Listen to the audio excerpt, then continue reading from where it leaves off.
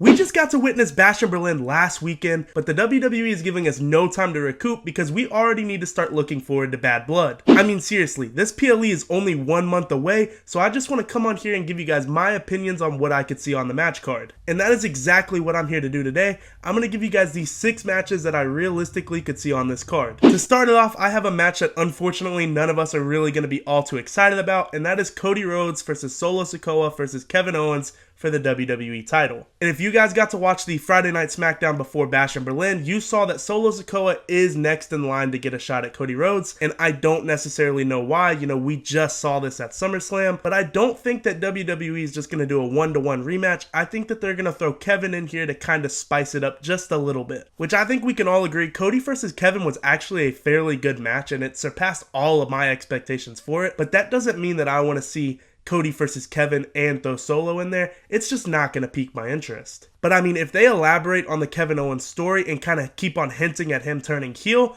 I can honestly see this story getting pretty interesting due to the fact that it would be a heel Kevin Owens versus a babyface Cody Rhodes versus, and of course, a heel Solo Sikoa. And a heel turn for Kevin Owens would make more sense now than it ever has, because now he actually has a reason. You know, he single-handedly lost himself the match against Cody because he was unable to attack the knee. He was hesitant to attack his friend Cody Rhodes, and now he has an actual reason. You know, I just lost this title shot because I was too scared to attack you. Now I need to let this more ruthless version of myself out and really let myself shine as the prize fighter that I used to be. And I think that this storyline could be so much better than if they would have turned him heel at Bash in Berlin, because now he has an actual valid reason to turn heel, and I could honestly see it happening this weekend on SmackDown. But regardless, I think I speak for all of us when I say we don't necessarily want to see Kevin and Solo versus Cody, but at this point in time, we don't have any other feuds for Cody, so this is probably what we're gonna get. And if we do end up getting this match, I could see interference from Roman Reigns, I could see interference from Randy Orton,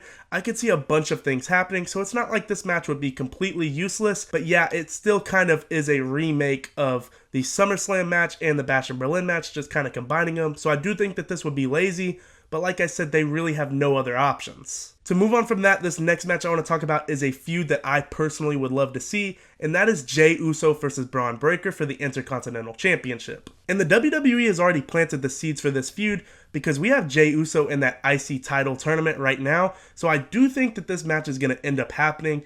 Just, is it going to be a Bad Blood worthy feud, or are they going to let this thing happen out of Monday Night Raw? In my personal opinion, I think if they give it the time and they build it up properly, this could be a sneakily good match on the Bad Blood card. And I must say, if we give Jey another title shot and they don't pull the trigger on him, then I don't know what to say, man. He's the most over babyface on Monday Night Raw. That's exactly what they wanted from him. He's selling the merch. He's getting the fans involved. Everything. So I just don't know when they're actually going to pull the trigger on a Jey Solo run. And man, I think he is the most misused talent on the entire roster because he could go out into the ring with a broomstick and have a match and the fans would still love it. That's just how over he is. So I really think that they need to give him a proper storyline going forward. And this next match that I'm going to talk about is a match that you can go ahead and pencil it in because it is happening, and that is Damian Priest versus Finn Balor. And I mean, if you think about it, this feud has kind of been in the works for like 2 years now, because we saw Damian screwing Finn out of a title at last year's SummerSlam, and then of course we saw Finn screwing Damian out of his title at this year's SummerSlam. So this is really going to be a big payoff that we have waited for almost 2 years. And this is a real blood feud. This is the definition of the type of feud that would go on the Bad Blood card, and that's why I think it is a lock to be here. This match would be amazing from an in-ring standpoint. The storytelling throughout the match could be amazing. I just gotta say, personally, I almost don't want to see the Judgment Day get involved in this match if it were to happen, because Finn Balor and Damian could honestly put on a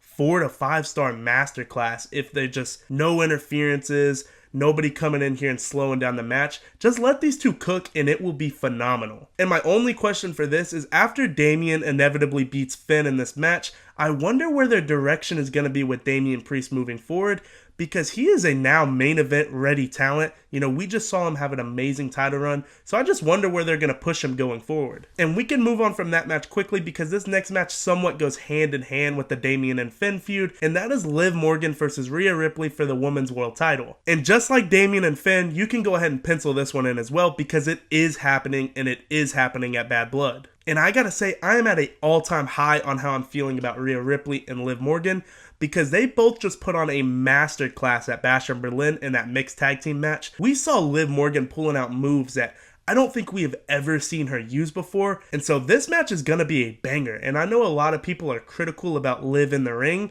but man, she is so underrated at this point in her career that I really think that this match could be like the coming out party for her, like where everybody acknowledges just how good she actually is. But obviously in this one, the goal is for Rhea to get her championship back, so Liv would be taking the pin in this one. And just like Finn Balor and Damian Priest, I wonder what their direction is going to be for Liv Morgan going forward after this feud. But I trust Triple H completely, so I don't think he's going to have any problem booking these two parties going forward. And this next match is actually a curveball that I'm going to throw in there. I personally could see it happening, but you guys might be a little bit skeptical, and that is AJ Styles versus LA Knight for the US title. I just think that the WWE needs to be ready to pull the trigger on putting LA Knight on a PLE, and what better place to do this than at Bad Blood? Especially since we saw how heated AJ and LA got, so if they were able to rekindle this feud and just not skip a step with it, just resume it and go right back to how it was of them hating each other, I think that this could be amazing. I think that this match should get bloody, should get brutal, should go the whole 9 mile, and honestly give LA that big title defense that we just honestly want to see him get so bad. And man, some of the promos that they were doing with AJ and LA for that feud up to WrestleMania were honestly so good. They were golden.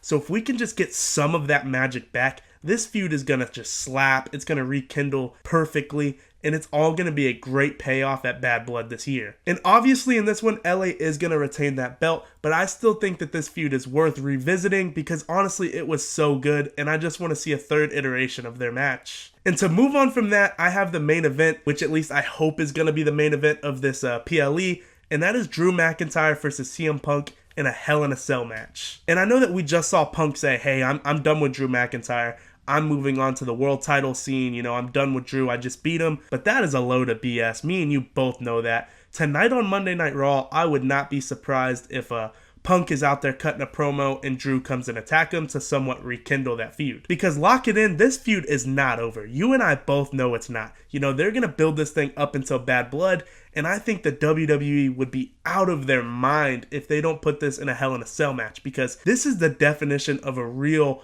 blood feud. You know, these guys have really sold the fact that they hate each other. They have everybody invested in it. So let this thing main event. Let it be in a Hell in a Cell match. Let it get bloody. Let it get ugly. And just let this feud have its proper send-off. And I do think in this one, it would be the smart move to put Punk over in this feud, but I could see it going either way, to be honest with you. As long as they let this feud get bloody, let it get mean, let them have a good storytelling match, give them 40 to 45 minutes in a Hell in a Cell, I will be happy with whoever they pull the trigger on. And those are my 6 matches that I would book for Bad Blood 2024. Let me know if you guys think I did a good job, if you think I did a bad job, and how you would personally book this show. And if you made it this far in the video, I appreciate you so much. Hit the like button, subscribe to the channel, turn on the noti bell so you don't miss any of my future content, and thank you guys for watching, and I'll see you in the next one.